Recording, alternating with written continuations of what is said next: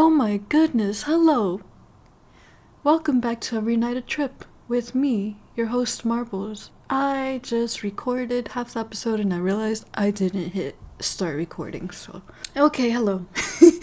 I had started this episode a while back and I meant for it to be about precognitive dreams, dreams that tell the future, but I didn't have enough for it. So I'm just gonna wait and see if I can talk about that another time. But I do have something regarding precognitive dreams, which I'll speak about later. I have to include it because it's relating to a part of one of these two dreams I'm gonna speak about in this episode. The timing is just, I need to include it. These two I had last month, December. And these two are some of the creepiest ones that I had of that month. So let's start with the first one. This one, it startled me so much when I woke up. I was like, what? What happened? Oh man, I'm sorry if you hear my cat in the background. Michael is taking a shower and he gets really anxious when Michael is in the shower. Only when Michael is in the shower. He doesn't do that with me. But anyways, so this one, I had it December 20th. It started off with me driving. I was going home to my parents. It was dark. It was a foggy night, maybe rainy, I don't know. But all of a sudden, as I'm driving, a family just appears out of nowhere. I don't know what they were doing. Did they want to get run over? I stopped before I hit them. I parked my car behind them. I turned my hazards on, hoping that the cars behind me would see them, slow down, stop, whatever. Just not hit me, not hit the family. And then I teleported somewhere else, then somewhere else, and somewhere else. Isn't that interesting? But anyways, I ended up at the entrance of a dark forest, and I think my brother and my cousins Javi Kiko were there. They had said that our cousin Chucho had told them about that forest. It was supposed to be a shortcut to wherever it was we were going. So they were like, okay, let's go. So we went, and it was terrible. It was so dark. It was empty, but it was just creepy. And while we were walking, I told my brother and my cousins about another dream I had had and how it gave me the same type of vibes going through that forest. Because in that other dream, we were on a dirt road, either on bikes or walking, I don't know. But we were on a dirt road that was in the middle of a cornfield. And same thing, it was pitch black, it was empty. But the difference was that in that dream, people just randomly appeared out of nowhere. And we didn't know their intentions, but they didn't seem to be good ones, so we just booked it. We ran off or drove off, whatever. It was creepy. But yeah, so we got to the end of the forest, and at the end, there was a metal door waiting for us, and there was a kid on the other side that was ready to open it for us. The kid couldn't open it, and neither could we. We tried. It wouldn't budge. And my brother and my cousins, they just gave up, and they were like, okay, well, I guess we're just gonna have to go back. But I was so terrified. I was so terrified of going back through that dark forest. I kept trying the door. I was like, we're right here. We gotta be able to get in somehow. I'm not going back. Somehow we got it to open. And then the kid just held the door open for us. He was like, oh, come in. The door led to the inside of a store, the back room of a store. And I just remember there being a room with a big fan. We just walked past it. I don't know. Then there was another room. Still wasn't the store, it was still on the way to the store. There was a game that you had to play in order to get to the actual part of the store. It was one of those games that you see on Wipeout where it's a 1v1 where you have to knock the other person off of a platform or whatever. I think there were 2 people there when we arrived, but one of them didn't want to play. I said, well, I have to do this anyway, so yeah, I'll take on the stranger. I lost. I fell first, and that was the rule. Whoever falls has to leave, and the next opponent goes against the winner. So I left, but I was still watching at a distance to see who was next. But then I just decided to leave. On my way out, I saw my grandpa going in. Oh, and I think I had seen having Kiko's dad, and then their younger brother. They might have gone to play the game too. I don't know. But I kept walking away, and then I saw my Aunt Irma, and maybe her husband or my dad, and I saw my mom. So I walked towards them, and I remember my mom looking at my purse. She said something about it being coffin-shaped. She asked me a question, but I don't remember what it was. And then my aunt said something about faith. And then this random car swerves out of nowhere, almost hitting me. I'm just like, Oh, at the truck. I look back at him, back at his car. He gets out of his car, he has a weapon, and then he walks over to my grandpa, and I panic. I rush over there, and the guy takes my grandpa hostage. He grabs him around the neck, and he points his weapon near my grandpa's head. And then my grandpa reached for his pocket. Apparently, he had a weapon too, so he grabbed it, and then he used it on the guy, and yeah, the guy was gone. In this next dream, which took place December 21st, I was in Texas at my aunt's house. There were a bunch of people. I guess there was a party or something. My dad wanted to send my brother to get more beer, but my mom didn't let him because my brother had been drinking. And then she and my dad argued, and I volunteered to go get more beer. I went inside to see if anyone wanted to go with me. While I did that, someone else went to get beer, and I was just like, okay, whatever. But inside, I felt like a stranger. Like, I didn't have anyone to talk to. I needed a friend, but I was like, well, who can I call? I have no friends. Well, in the dream, apparently I did have a friend that lived down the road. So I called her, and she said she'd come over. Great. I told her that I'd meet her halfway. Well, I got to the halfway point, and she was nowhere to be seen.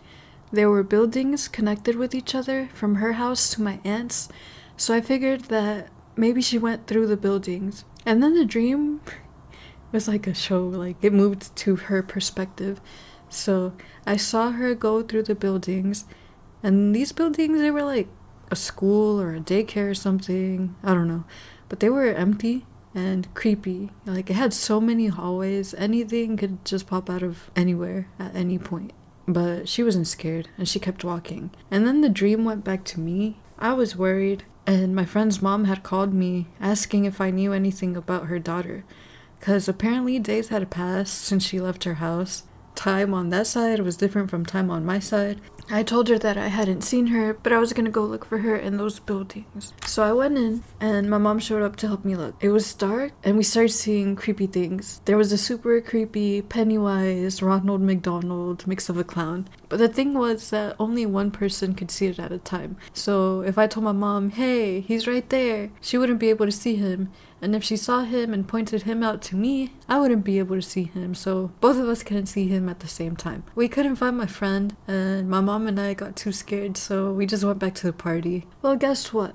The Pennywise Ronald McDonald followed us there. There was supposed to be a curse which confined him to the buildings, to that daycare, school, whatever it was. But I guess the area was slowly expanding to where it now had reached my aunt's house.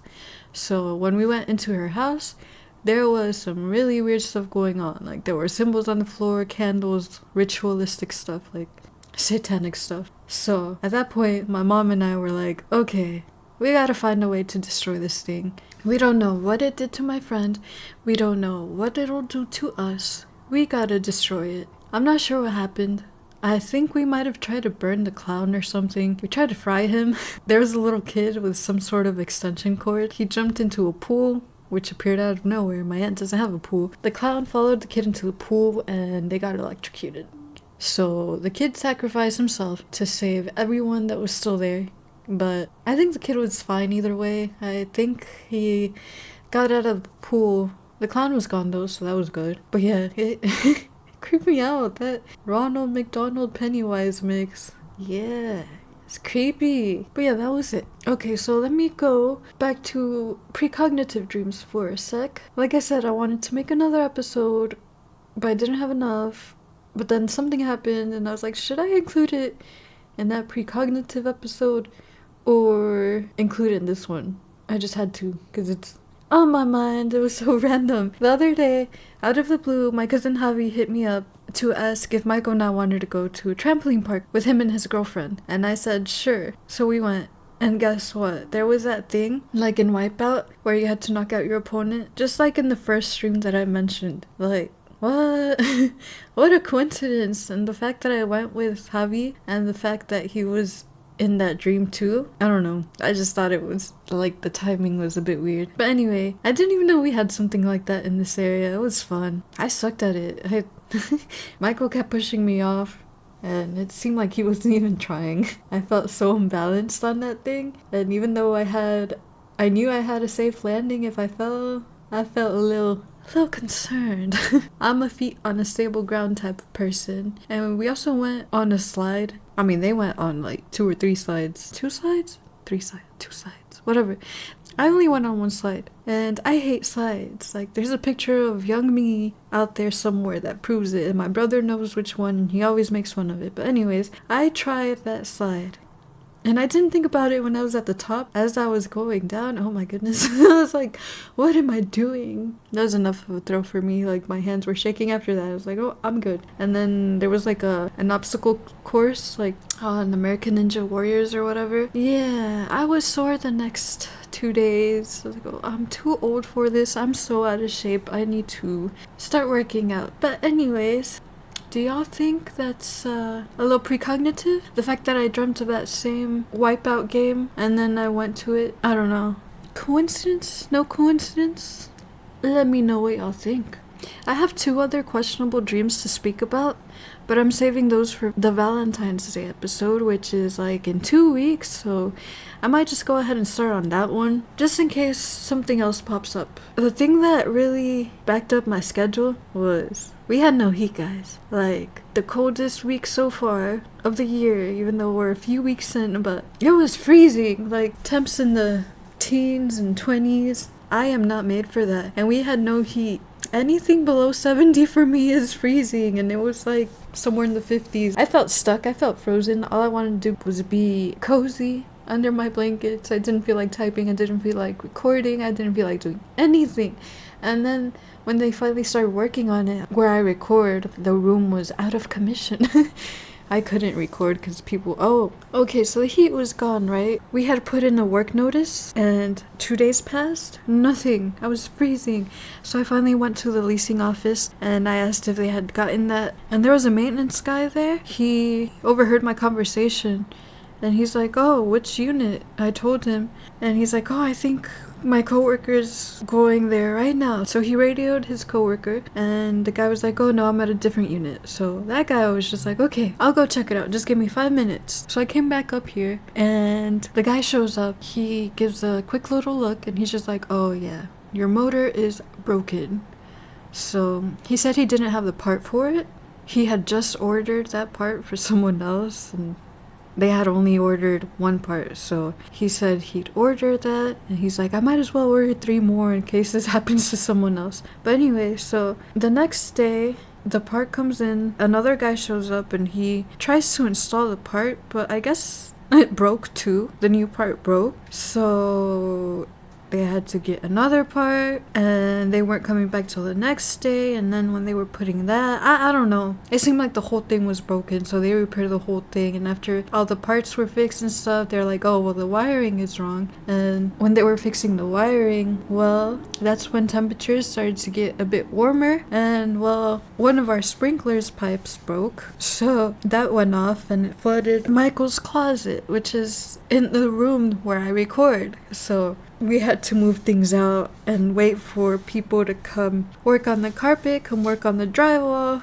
finish working with our heater. So that was, oh my goodness. You know what? I just remembered another dream, which I need to look it up. I'm gonna look it up right quick just to see when it was. Ooh, oh, okay. I had it this year. I had it, just going. I write so much. I had it on January 4th. I wrote how, oh my goodness, it's so long. I wrote how the sprinkler in the kitchen had turned on, and so had the other ones. Yeah, that's strange. Anyway, was that it? Yeah, my reason for not recording. I'm warm again. I mean, I still get cold, but it's so much better. What else? Ooh, I'm just glad we don't have any more strangers in the house, even though I know they're just doing their job, but I haven't been able to sleep in. I feel like my place has been super messy, and yeah, I don't know. I'm excited to hopefully be back with nothing really to distract me and prevent me from recording. Ooh, I'm excited. I'm excited for the Valentine's Day episode. I don't know. Like I said, that's in 2 weeks. I don't know if I'll have something for next week. So Jackie, Ro, Michael, my brother maybe. Don't be expecting something for next week. What else? Ooh. Ooh. I don't know. Do I have anything else to say? I haven't been sleep talking, guys. I miss that. Seriously. Michael has. Like, I hear him. I forgot what word he said the other day. And actually, last night, I'm like, are you turning into me? Because he just like pounded his fist on my stomach. I don't think he even realized he did that.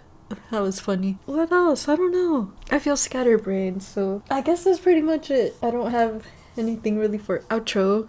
I don't really have a song for today, song lyrics. I feel unprepared. I really wanted to go ahead and get these 2 dreams out of the way and just keep moving forward. I have so many dreams. I've had so many dreams this year so far. I still keep recording them every single day. So that's good for me. And it's so interesting how easily I forget things, because when I go back and read them, I'm like, what? That happened? I don't know. It's cool. I'm just rambling. I'm rambling. Oh my goodness. Time for me to go. Once again, don't cry, please. I'll be back. I am gonna go not edit this. I am gonna go chill for the rest of the night. Eat some garbanzos. Oh my goodness, I love garbanzos. And watch Young Sheldon, because my brother told me to watch it. Jackie had told me to watch it a long time ago. And I'm enjoying it. Michael doesn't want to watch it with me, but I bet y'all $5 that he's gonna sit down and watch it with me eventually. I will keep y'all updated. Well, thank you so much listening again to me, Marbles. I will see y'all later. Good night.